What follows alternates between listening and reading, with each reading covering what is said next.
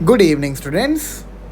So, this is our lecture number 22 on the Code of Criminal Procedure 1973 and the भारतीय नागरिक सुरक्षा संहिता 2023.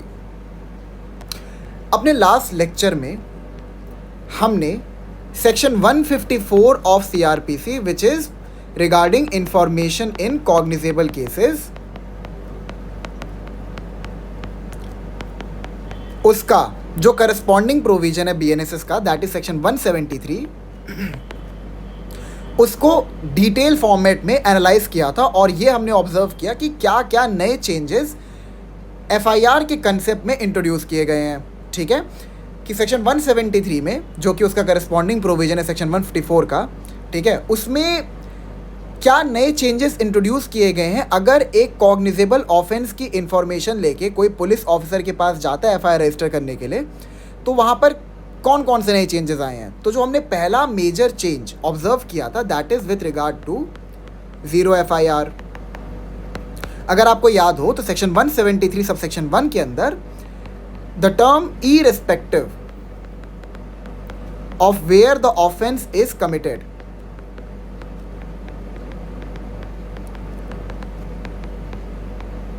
Is committed has been used, जो कि ये signify करता है कि अगर आपके अगेंस्ट कोई कॉग्निजेबल ऑफेंस कमिट हुआ है तो ये ज़रूरी नहीं है कि आप पहले अपने जुरिस्डिक्शनल पुलिस स्टेशन में जाएं और वहाँ पर उस ऑफेंस की इंफॉर्मेशन दें.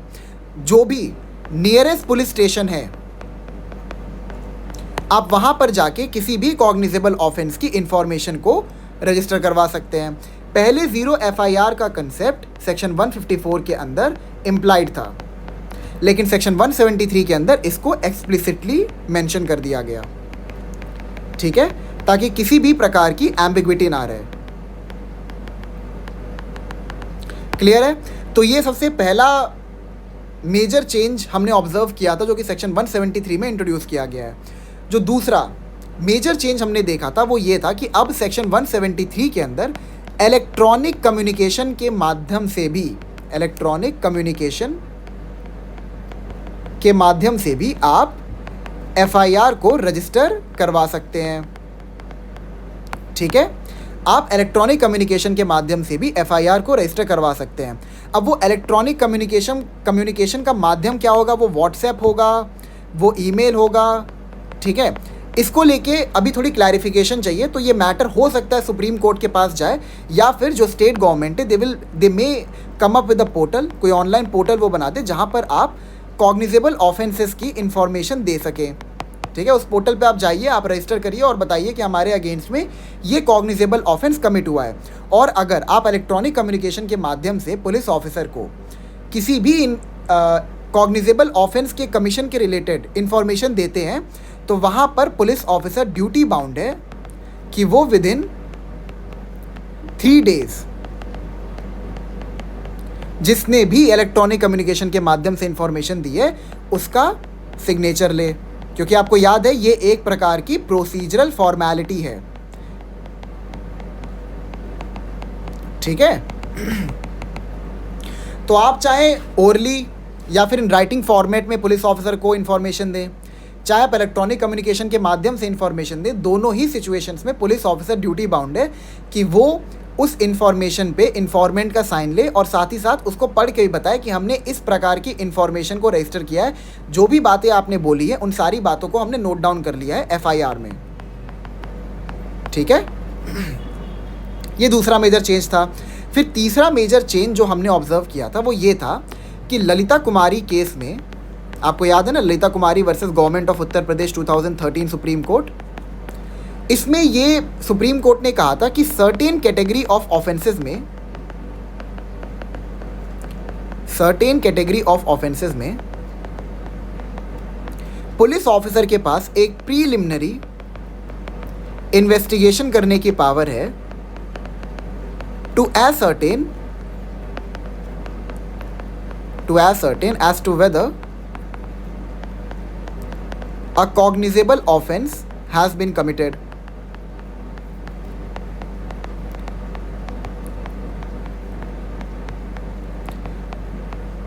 ठीक है। और इस केस में सुप्रीम कोर्ट ने ये भी क्लैरिफाई किया था कि जो लिस्ट उन्होंने प्रेजेंट की है वो एग्जॉस्टिव नहीं है, ठीक है, वो इंक्लूसिव है। The list was not exhaustive.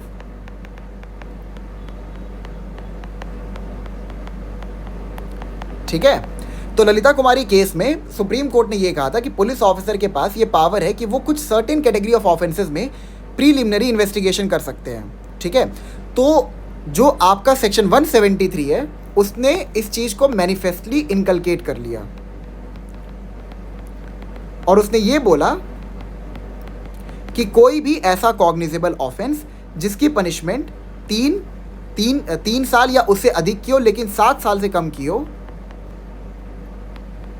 ठीक है, ऐसे ऑफेंसेस में पुलिस ऑफिसर को अगर लगता है कि उसको एक प्रीलिमिनरी इंक्वायरी कंडक्ट करने की ज़रूरत है, ठीक है, मैं इसको शॉर्ट में लिख देता हूँ, एक प्रीलिमिनरी इंक्वायरी कंडक्ट करने की ज़रूरत है ताकि वो एसर्टेन कर सके, पता लगा सके कि कोई prima facie cognizable offence commit हुआ है कि नहीं। ठीक है। तो ये पुलिस ऑफिसर कर सकता है by virtue of section 173 of BNSS, लेकिन उसको ये करने के लिए DSP की परमिशन चाहिए। तो ये कुछ मेजर चेंजेस थे जो सेक्शन 173 के अंदर इंट्रोड्यूस किए गए हैं, जो कि करस्पॉन्डिंग प्रोविजन है सेक्शन 154 ऑफ BNSS CRPC का। ठीक है। तो ये हमने लास्ट लेक्चर में डिस्कस किया था और हमने इसी के साथ सेक्शन 154 के रिगार्डिंग जितने भी टॉपिक थे उन सबको कवर कर लिया। हमने एंटी टाइम्ड FIR के बारे में पढ़ा था, हमने cryptic information as an FIR के बारे में पढ़ा था, हमने क्रॉस एंड मल्टीपल FIR के बारे में पढ़ा था। ठीक है। हमने delay in lodging of FIR के बारे में पढ़ा था। तो जितने भी टॉपिक थे उनको हमने अच्छे से कवर कर लिया था, एग्जॉस्टिवली कवर कर लिया था। क्लियर आपको? So we are done with section 154। आज हम लोग शुरू करेंगे section 155 of CRPC, that is information as to non cognizable cases and investigation of such cases. और साथ ही साथ सेक्शन 155 का जो करस्पॉन्डिंग प्रोविजन है that is section 174 of BNSS, उसको भी हम लोग एग्जॉस्टिवली डिस्कस करेंगे और पता लगाएंगे कोई नया चेंज इंट्रोड्यूस किया गया है कि नहीं। ठीक है। तो आइए पढ़ते हैं सेक्शन 155 को। तो क्या कहता है आपका section 155? It says information as to non cognizable cases and investigation of such cases. यहां पर ये कहता है, इसका जो हेड नोट है सेक्शन 155 और CRPC का, ये कहता है इंफॉर्मेशन मतलब जिस भी प्रकार की इंफॉर्मेशन दी गई है जो कि नॉन कॉग्निजेबल केस से रिलेटेड है, ठीक है, तो वहां पर इन्वेस्टिगेशन करने का प्रोसीजर क्या होगा। ठीक है। ये आपको हेड नोट से इतनी क्लैरिटी तो मिल गई कि ये चीज कहना चाहता है। आइए सबसेक्शन 1 पढ़ते हैं। Subsection 1, when information is given to an officer in charge of a police station of the commission. यहां पे किस प्रकार की इंफॉर्मेशन दी जा रही है, किसको दी जा रही है information? Officer incharge of a police station. जब officer incharge of a police station को एक इंफॉर्मेशन मिलती है किस प्रकार की? Of the commission within the limits of such station of non cognizable offence. Of the commission within the limits of such station of a non cognizable offence. अच्छा, हमने एक चीज डिस्कस नहीं किया, हमने ये भी पढ़ा था, अच्छा हमने पढ़ लिया है जीरो FIR का कंसेप्ट। ठीक है। हाँ, तो यहाँ पर ये क्या कहता है subsection 1, when information is given to an officer in charge of a police station of the commission within the limits of such station of a non-cognizable offense। हमने ये पढ़ा था कि सेक्शन 173 ऑफ BNSS के अंदर जीरो FIR का concept explicitly mention कर दिया गया है। ठीक है, ये आपको याद होगा। क्या जीरो FIR का जो कंसेप्ट है क्या वो आपको नॉन कॉग्निजेबल केसेस में भी मिलता है? देखिए यहाँ पे क्या लिखा है, यहाँ लिखा है when information is given to an officer in charge of a police station of the commission within the limits of such station of a non cognizable offence. इसका मतलब ये है कि जो जीरो FIR का कंसेप्ट है it is absent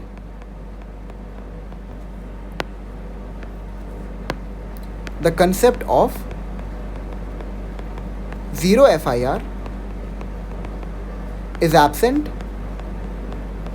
under section 155 of CRPC. Section 155 के अंदर ये चीज़ एक्सप्लिसिटली मेंशन्ड है कि अगर आपके अगेंस्ट कोई नॉन कॉग्निजेबल ऑफेंस कमिट हुआ है तो उसकी इन्फॉर्मेशन आपको अपने जुरिस्डिक्शनल पुलिस स्टेशन में ही देना है। आप उसकी इन्फॉर्मेशन किसी नॉन जुरिस्डिक्शनल पुलिस स्टेशन में नहीं दे सकते। इसकी रीजनिंग क्या है कि जो नॉन कॉग्निजेबल ऑफेंसेस होते हैं वो लेस सिवियर इन नेचर होते हैं। अच्छा, एक बार समझते हैं ये नॉन कॉग्निजेबल और कॉग्निजेबल ऑफेंसेस होते क्या हैं। ठीक है, जो आपका नॉन कॉग्निजेबल ऑफेंस है it is defined under section 2L of CRPC। ठीक है, और जो इसका करस्पॉन्डिंग प्रोविजन है BNSS में that is section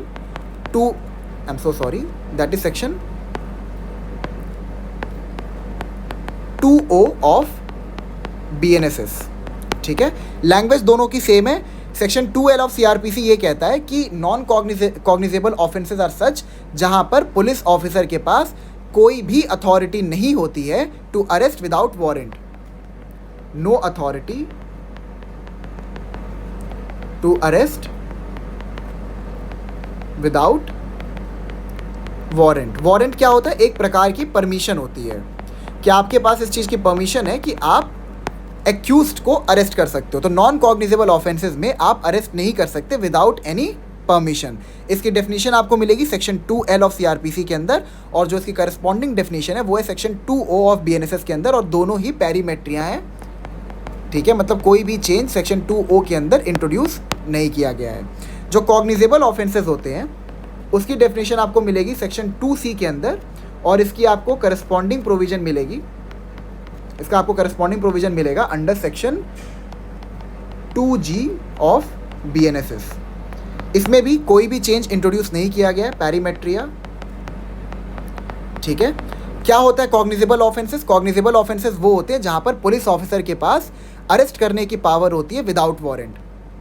police officer have power to arrest without warrant. ठीक है, कॉग्निजेबल ऑफेंसेस में पुलिस ऑफिसर के पास ये पावर होती है कि वो अरेस्ट कर सकते हैं विदाउट वारंट, लेकिन अरेस्ट भी वो अपने डिस्क्रिशन पे नहीं कर सकते। अरेस्ट वो तभी कर सकते हैं जब कोई क्रेडिबल या फिर रीजनेबल इंफॉर्मेशन उन्होंने रिसीव की है कि यहाँ पर अरेस्ट करना नेसेसरी है, अरेस्ट इज नेसेसरी। ठीक है, ये आप पढ़ेंगे चैप्टर 5 के अंदर, जो अरेस्ट का चैप्टर है वहाँ पे हम लोग अच्छे से पढ़ेंगे इस चीज़ को। ठीक है, तो ये एक बेसिक डिफरेंस है। अच्छा, आपको ये पता कैसे चलेगा कि कॉग्निजेबल और नॉन कॉग्निजेबल ऑफेंसेस कौन कौन है? ठीक है, मतलब कहीं लिस्ट तो होगी ना जहाँ पे लिखा हो कि ये ऑफेंस कॉग्निजेबल है, ये ऑफेंस नॉन कॉग्निजेबल है। तो उसके लिए आप लोग रेफर करेंगे शेड्यूल 1 को, जहाँ पर आपको एक टेबल मिलेगा जिसमें कॉलम्स हैं। ठीक है, एस यहाँ पर बताता है सेक्शन, सेक्शन किसका? IPC का, यानी कि BNS दैट इज़ भारतीय न्याय संहिता। O आपका ऑफेंस होता है, P आपका उसका पनिशमेंट होता है, और जो आपका ये C होता है ये बताता है कॉग्निजेबल स्लैश नॉन कॉग्निजेबल। यहाँ पे लिखा रहता है कि जो पर्टिकुलर ऑफेंस है, ठीक है, वो कॉग्निजेबल है कि नॉन कॉग्निजेबल है। फिर यहाँ पर ये बताता है बेलेबल है कि नॉन बेलेबल है, और लास्ट में जो आपका C है it talks about by what court tribal, मतलब उस ऑफेंस को ट्राई करने की जुरिस्डिक्शन किस कोर्ट के पास है। क्लियर है आपको? इतना कुछ क्लियर हो गया ना? अगर आपको पता लगाना है कौन सा ऑफेंस कॉग्निजेबल है, कौन सा नॉन कॉग्निजेबल है, तो you will refer to schedule 1 of CRPC या फिर BNSS। ठीक है, आगे बढ़ते हैं। Subsection 1, when information is given to an officer in charge of a police station of the commission within the limits of such station of a non-cognizable offence, he shall enter or cause to be entered the substance of the information in a book to be kept by such officer in such form as the state government may prescribe in this behalf and refer the informant to the magistrate। यहाँ पर section 155 ये mandate डालता है कि police officer को एक NCR book को maintain करना पड़ेगा जिसमें वो NCR रिपोर्ट्स को दर्ज करेंगे। ठीक है, जो आपका ये NCR, जैसे हमने सेक्शन 154 के अंदर पढ़ा था कि पुलिस ऑफिसर FIR रिपोर्ट को दर्ज करते हैं, that is first information report, लेकिन सेक्शन 155 के अंदर पुलिस ऑफिसर एक NCR बुक को मेंटेन करते हैं जिसका फॉर्म कौन प्रिस्क्राइब करता है? State government. ये ध्यान रखिएगा, स्टेट गवर्नमेंट फॉर्म प्रिस्क्राइब करता है। प्रीलिम्स में पूछ देता है अक्सर कि नॉन कॉग्निजेबल रिपोर्ट या फिर एफआईआर रिपोर्ट का फॉर्म कौन प्रिस्क्राइब करता है, और ऑप्शन दे देगा state government, union government, supreme court, high court, blah blah blah ऐसे, ठीक है। तो ये आप ध्यान रखिएगा, जो इसका फॉर्म होता है ये स्टेट गवर्नमेंट प्रिस्क्राइब करता है, ठीक है।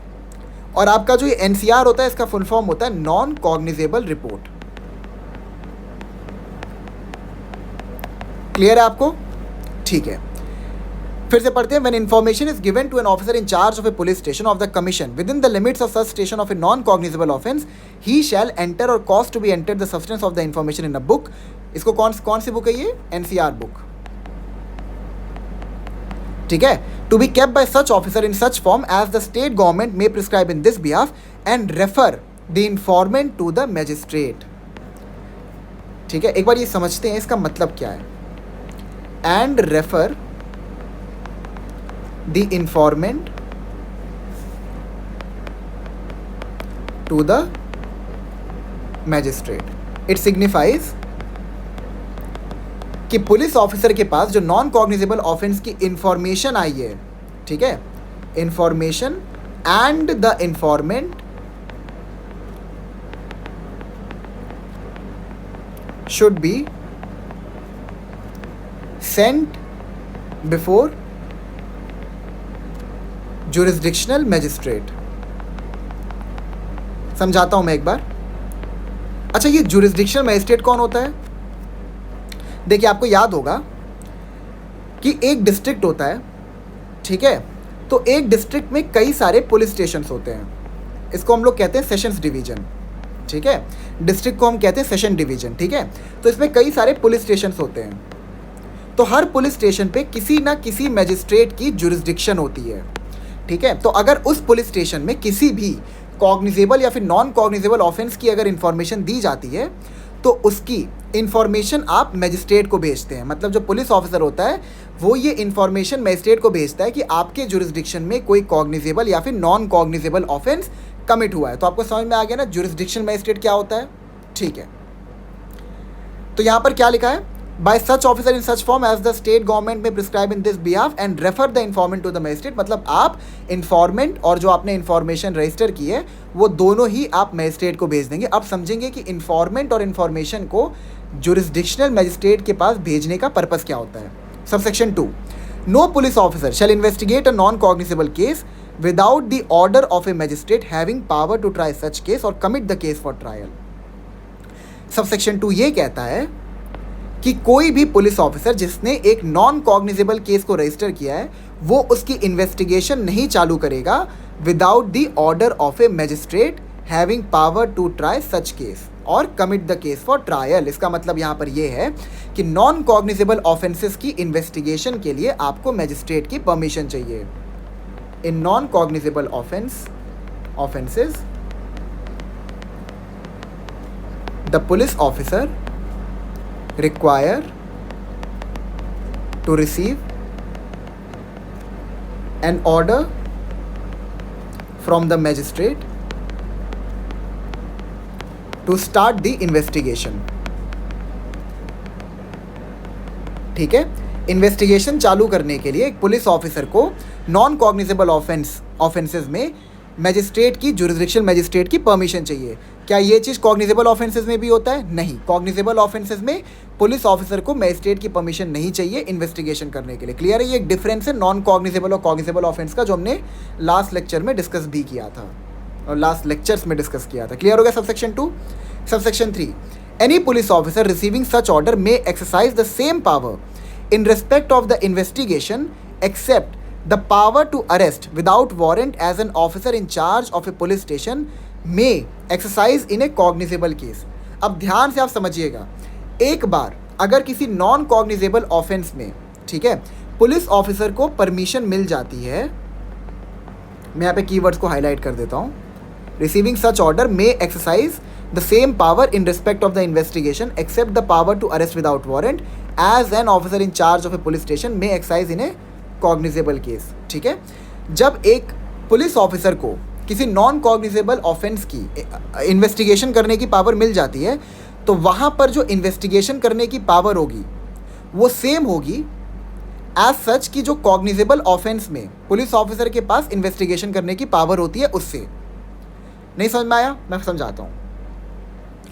कॉग्निजेबल ऑफेंसेस में पुलिस ऑफिसर को इन्वेस्टिगेशन करने के लिए किसी की भी परमिशन नहीं चाहिए, लेकिन नॉन कॉग्निजेबल ऑफेंसेस में पुलिस ऑफिसर को जुरिस्डिक्शनल मैजिस्ट्रेट की परमिशन लेनी पड़ती है। ठीक है, जब परमिशन उसको मिल जाएगी तो जो उसकी पावर होगी इन्वेस्टिगेशन की वो सेम होगी एज अ कॉग्निजेबल ऑफेंस। ठीक है, क्लियर हो गया? मतलब जो पुलिस ऑफिसर की पावर होती है कॉग्निजेबल ऑफेंस को इन्वेस्टिगेट करने की, वही सेम पावर पुलिस ऑफिसर के पास रहेगी नॉन कॉग्निजेबल ऑफेंस को भी इन्वेस्टिगेट करने की, once they receive the permission from the magistrate to investigate the matter. Subsection 3 clear हो गया? Subsection 4, where a case relates to 2 or more offenses of which at least one is cognizable, the case shall be deemed to be a cognizable case। यहाँ पर क्या कह रहा है? Where a case relates to 2 or more offenses of which at least one is cognizable, the case shall be deemed to be a cognizable case, notwithstanding that the other offenses are non-cognizable। मैं समझाता हूँ। अब suppose police officer को किसी बंदे ने information दी कि मेरे अगेंस्ट में कई सारे ऑफेंसेस कमिट हुए हैं, तो जो उसके अगेंस्ट में कई सारे ऑफेंसेस कमिट हुए उनमें से एक ऑफेंस नॉन कॉग्निजेबल था, दूसरा ऑफेंस भी नॉन कॉग्निजेबल था, मैं इसको NG लिख दे रहा, तीसरा ऑफेंस भी नॉन कॉग्निजेबल था, NC सॉरी, ठीक है, नॉन कॉग्निजेबल था, लेकिन जो उसने चौथा ऑफेंस बताया पुलिस ऑफिसर को वो कॉग्निजेबल निकला। तो ऐसे केसेस में क्या होगा? सारे के सारे ऑफेंसेस को कॉग्निजेबल माना जाएगा। ठीक है, नॉटविथस्टैंडिंग की जो बाकी ऑफेंसेस है वो नॉन कॉग्निजेबल है। अगर एक भी ऑफेंस कॉग्निजेबल निकल गया तो वहां पर बाकी ऑफेंसेस को भी कॉग्निजेबल ही माना जाएगा। मतलब सपोज जैसे A है, वो B के घर में घुसा चोरी करने के लिए, थेफ्ट। ठीक है, उसने उसके बाद वहां पे B की बीवी को देखा, C को, ठीक है, और उसके अगेंस्ट अटेम्प्ट टू रेप भी कर दिया। ठीक है, अब चोरी करते हुए जब B ने उसको रोकने की कोशिश की, A को रोकने की कोशिश की, तो A ने गन निकाल लिया। ठीक है, और यहाँ पे अटेम्प्ट टू मर्डर भी हो गया। ठीक है, यहाँ पे देखिए कई प्रकार के ऑफेंसेस हो गए, मतलब एक इंसिडेंट में कई प्रकार के ऑफेंसेस हो सकते हैं। तो अगर कई प्रकार के ऑफेंसेस हैं लेकिन उनमें से अगर एक भी ऑफेंस कॉग्निजेबल है, बाकी ऑफेंसेस नॉटविथस्टैंडिंग नॉन कॉग्निजेबल है, डजंट मैटर, लेकिन अगर एक भी ऑफेंस कॉग्निजेबल है तो वहां पर सारे के सारे ऑफेंसेस को कॉग्निजेबल माना जाएगा और इसको हम कहते हैं कॉग्निजेबल केस। ठीक है, इसको हम लोग कॉग्निजेबल ऑफेंस नहीं कहते, कॉग्निजेबल केस कहते हैं, जिसकी डेफिनेशन आपको सेक्शन 2C के अंदर ही मिल जाएगी, जहाँ पे क्या डिफाइंड है? Cognizable offences. वहाँ पे कॉग्निजेबल केस की भी डेफिनेशन आपको मिल जाएगी। क्लियर हो गया आपको? ठीक है, अब आइए इसका करस्पॉन्डिंग प्रोविजन पढ़ते हैं। Section 174, information as to non cognizable cases and investigation of such cases. तो यहां पर जो आपका हेड नोट है, it is exactly the same which is पेरीमेट्रिया। हेड नोट में कोई भी चेंज इंट्रोड्यूस नहीं किया गया है। सबसेक्शन 1 से शुरू करते हैं। Section 174 subsection 1, when information is given to an officer in charge of a police station of the commission within the limits of such station of a non-cognizable offence। Again, जो zero FIR का concept है, it is absent here। ठीक है,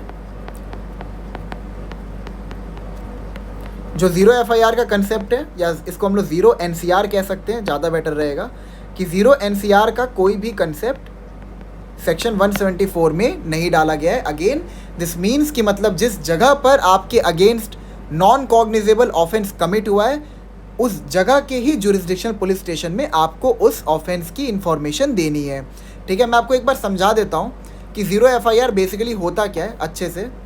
ठीक है, कि suppose अगर कोई आपके अगेंस्ट ABC प्लेस पे एक कॉग्निजेबल ऑफेंस कमिट हुआ है। ठीक है, अगर आपके अगेंस्ट ABC प्लेस पर कोई कॉग्निजेबल ऑफेंस कमिट हुआ है तो ये ज़रूरी नहीं है कि आप ABC प्लेस के पुलिस स्टेशन में ही जाके उस कॉग्निजेबल ऑफेंस की इंफॉर्मेशन को रजिस्टर करवाएं। आप चाहें तो XYZ प्लेस पर भी जाके आप अपने कॉग्निजेबल ऑफेंस की इंफॉर्मेशन को दे सकते हैं। क्लियर है आपको ये चीज़? ठीक है, आगे बढ़ते हैं। Again, subsection 1, when information is given to an officer in charge of a police station of the commission within the limits of such station of a non-cognizable offense, he shall enter or cause to be entered the substance of the information in a book to be kept by such officer in such form as the state government may prescribe in this behalf. Again same thing, no change. यहाँ तक तो कोई change introduce नहीं किया गया है. आगे बढ़ते हैं. 1. Refer the informant to the magistrate. Same, ठीक है. यहाँ तक we have seen no changes. But अब एक बहुत ही बड़ा मेजर चेंज इंट्रोड्यूस किया गया है under section 174, which is the corresponding provision of section 155 of CRPC. It says, forward the daily diary report of all such cases fortnightly to the magistrate. यहां पर ये कहना चाहता है कि हर 14 दिन पे, in every 14 days, आपको जुरिस्डिक्शनल मैजिस्ट्रेट के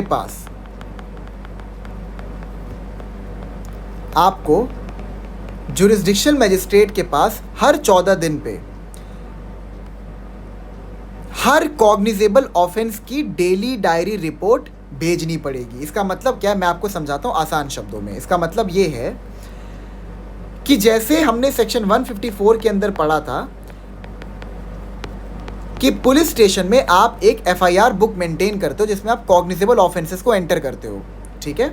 सेम सेक्शन 155 के अंदर आपको एक एनसीआर बुक को मेंटेन करना पड़ता है, ठीक है.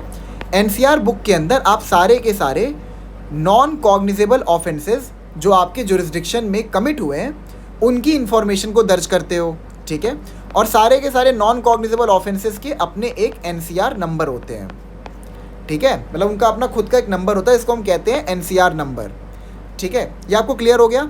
तो जो एनसीआर बुक में आपने जितने भी नॉन कॉग्निजेबल ऑफेंसेस को रजिस्टर किया है इन एवरी 14 डेज, उसकी डेली डायरी आपको भेजनी पड़ेगी मैजिस्ट्रेट के पास. अब ये डेली डायरी क्या होता है मैं आपको समझाता हूं. जब पुलिस किसी भी ऑफेंस की इन्वेस्टिगेशन करते हैं, whether it is a cognizable offence या फिर नॉन कॉग्निजेबल ऑफेंस, तो उनको एक डेली डायरी मेंटेन करना पड़ता है, ठीक है. Daily diary is different from general diary which is maintain under section 44 of police act 1861. जो डेली डायरी होती है उसको सेक्शन 172 ऑफ सीआरपीसी और इसका करस्पॉन्डिंग प्रोविजन है सेक्शन 192 ऑफ बीएनएसएस के अंदर मेंटेन किया जाता है. जो आपकी डेली डायरी होती है वो बेसिकली क्या, उसमें क्या आपको नोट करना होता है, आपको ये सारी इन्फॉर्मेशन नोट करनी पड़ती है कि आपने जो इन्वेस्टिगेशन किया है उसमें आपने क्या क्या किया, ठीक है. उसमें मतलब जितनी भी मेजर डेवलपमेंट्स है वो सारी की सारी चीज़ें आपको डेली डायरी में नोट करना पड़ता है. जैसे कि आपको क्या क्या नोट करना पड़ता है कि जब ऑफेंस की रजिस्ट्रेशन हुई, जब ऑफेंस की इंफॉर्मेशन आपके पास लेके आया गया तो वो किस टाइम पर आया था, किस डेट पर आया था, ये सारी की सारी इन्फॉर्मेशन आपको नोट डाउन करनी पड़ती है डेली डायरी में. साथ ही साथ at the time of investigation आपने कौन कौन से विटनेसेस के स्टेटमेंट रिकॉर्ड किए, ठीक है. और जो भी आपने स्टेटमेंट्स रिकॉर्ड किए हैं उसको आपने लिखा कि नहीं लिखा, ये सारी की सारी जो मेजर डेवलपमेंट्स होती है इन्वेस्टिगेशन से रिलेटेड वो आपको डेली डायरी में एंटर करनी पड़ती है. तो यहाँ पर ये क्या कहता है, forward the daily diary report of all such cases fortnightly to the magistrate. इसका मतलब यहाँ पर यही है कि आपको हर 14 दिन पे, ठीक है, फोर्टनाइटली का मतलब होता है एवरी 2 वीक्स, ठीक है. आपको हर 14 दिन पे मैजिस्ट्रेट के पास जितने भी non cognizable offences NCR book में रजिस्टर किए गए हैं विद इन 14 डेज, उनकी डेली डायरी आपको जुरिस्डिक्शनल मैजिस्ट्रेट के पास भेजनी पड़ेगी. तो ये यहाँ पर एक मेजर चेंज इंट्रोड्यूस किया गया है. आप इसके नोट्स खुद बना लीजिएगा अगर आपको कन्वीनियंट लगता है तो. जो मैं आपको बता रहा हूँ, जो डिक्टेशन दे रहा हूँ उसके रिगार्डिंग, उसके अकॉर्डिंगली आप लोग नोट्स बना लीजिएगा. अगर आपको डिफ़िकल्टी होती है तो आप लोग प्लीज़ कमेंट सेक्शन में लिख दीजिएगा. मैं एक टेलीग्राम ग्रुप क्रिएट कर दूंगा जहाँ पर मैं written notes free of charge आपको दे दिया करूँगा, ठीक है. Subsection 2, no police officer shall investigate a non-cognizable case without the order of a magistrate having power to try such case or commit the case for trial. It is same, no change. ठीक है। Subsection 3, any police officer receiving such order may exercise the same powers in respect of the investigation except the power to arrest without warrant as an officer in charge of a police station may exercise in a cognizable case। ठीक है, यहाँ पर भी कोई भी change introduce नहीं किया गया है। तो जो आपको चेंज देखने को मिलेगा ये खाली इस पार्ट में, ये एक नया एडिशन है। अब ये जो लेक्चर है ये काफ़ी बड़ा हो गया है, ठीक है। तो जो सेक्शन 156 है एंड जो उसका करस्पॉन्डिंग प्रोविजन है that is section 175 of BNSS, इसको हम लोग नेक्स्ट लेक्चर में करेंगे, ठीक है। So till then thank you so much, will meet in the next lecture.